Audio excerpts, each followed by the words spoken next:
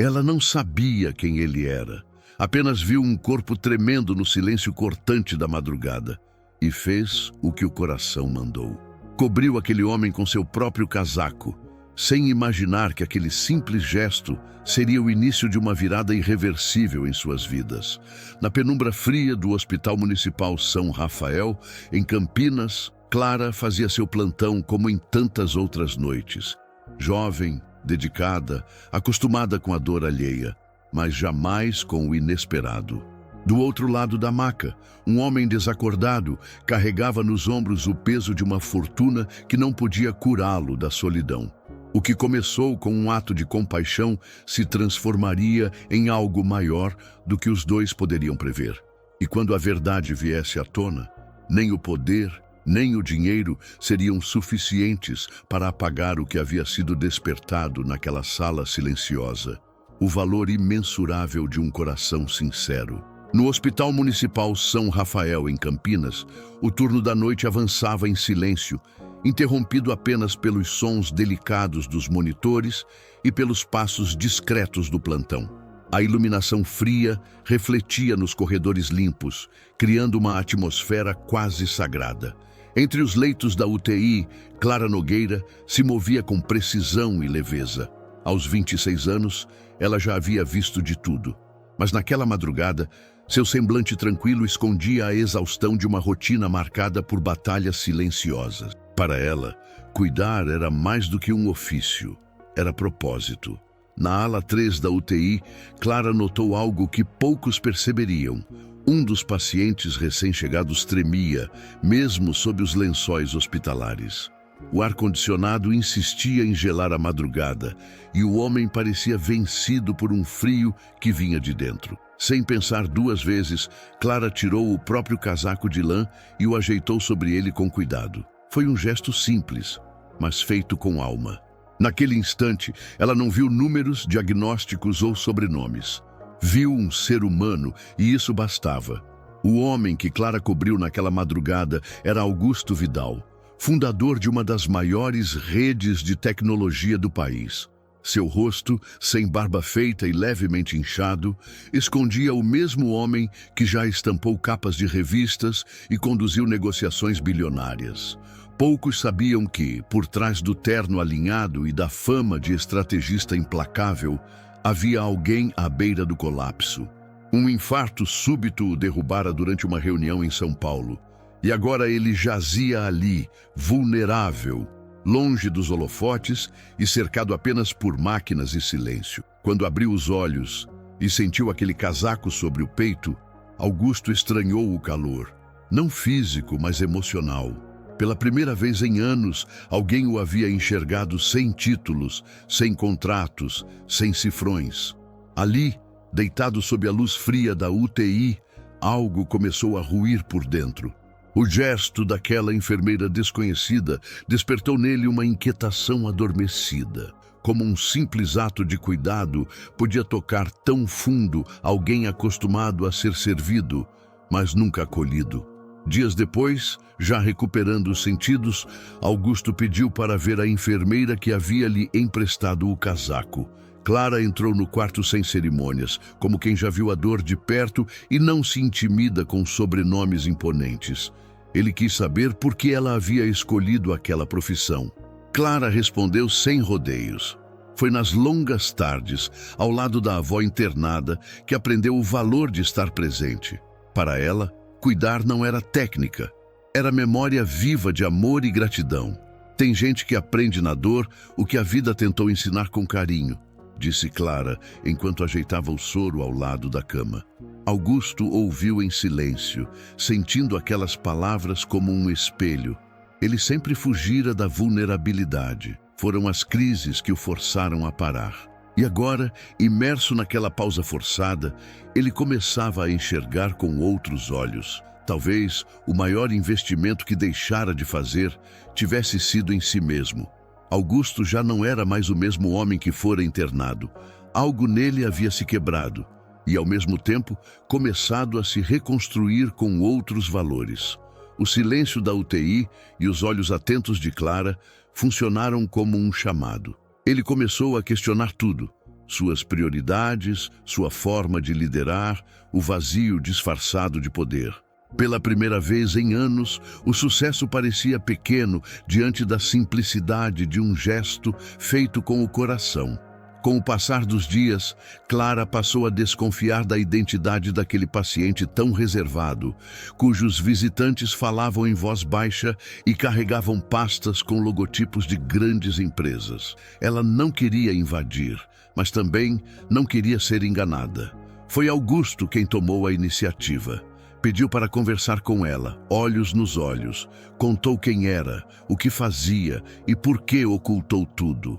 Disse que pela primeira vez alguém o tratou como um homem comum e que não queria que aquela conexão se perdesse na mentira. Clara ouviu tudo em silêncio, sem pressa de responder. Parte dela se sentia traída, não pelo que ele era, mas por ter escondido. Afinal, confiança para quem cuida de vidas todos os dias não é luxo, é base. Não é sobre dinheiro, Augusto. É sobre saber com quem estou lidando. Ele entendeu. Pela primeira vez, sentiu medo de perder algo que o dinheiro não podia comprar. E percebeu que se quisesse mesmo começar de novo, teria que ser inteiro, não só generoso. Augusto voltou a procurar Clara no corredor dos fundos, longe das câmeras e dos crachás. Sem você, tudo volta a ser vazio, disse, com uma voz que misturava vulnerabilidade e esperança. Pela primeira vez, não era o executivo que falava, era o homem. Clara hesitou, não por medo, mas por consciência. Sabia que vidas tão distintas exigiam coragem dobrada para se entrelaçarem. E mesmo assim, enxergou nele algo que o dinheiro não podia apagar. A vontade sincera de recomeçar por algo verdadeiro. Clara foi clara. Não abriria a mão de quem era. Continuaria no hospital, vestindo jaleco e enfrentando madrugadas. Se Augusto quisesse seguir com ela, teria que abrir mão das aparências e abraçar a vida como ela é, com verdade e entrega. Ele não hesitou. Aceitou cada condição com serenidade. Prometeu usar sua fortuna não como escudo, mas como ponte. E naquele pacto silencioso entre dois mundos, nasceu algo mais forte que a paixão. Um compromisso com o que realmente importa. Meses depois, Augusto voltou ao hospital. Não como paciente, mas como parceiro. Em mãos, o esboço de uma fundação destinada à modernização do sistema público de saúde e ao apoio de jovens enfermeiros em início de carreira. Clara mal acreditou. Ele queria que ela fosse a presidente. Foi você quem me ensinou o que é cuidar de verdade, disse. E ali, naquele corredor em que tudo começou, ela percebeu que o gesto mais silencioso que havia feito estava ecoando longe. Numa tarde discreta, no jardim do hospital onde tudo começou, Augusto ajoelhou-se diante de Clara com um anel simples e um sorriso sincero. Quer construir uma vida comigo, baseada no amor e na ajuda ao próximo? Perguntou com os olhos marejados. Clara aceitou, mas fez um pedido, que jamais se esquecessem de onde vieram. Eles não seriam um casal de aparências, mas de propósito, e assim selaram um compromisso que ia muito além do romance. Era uma aliança com a vida real.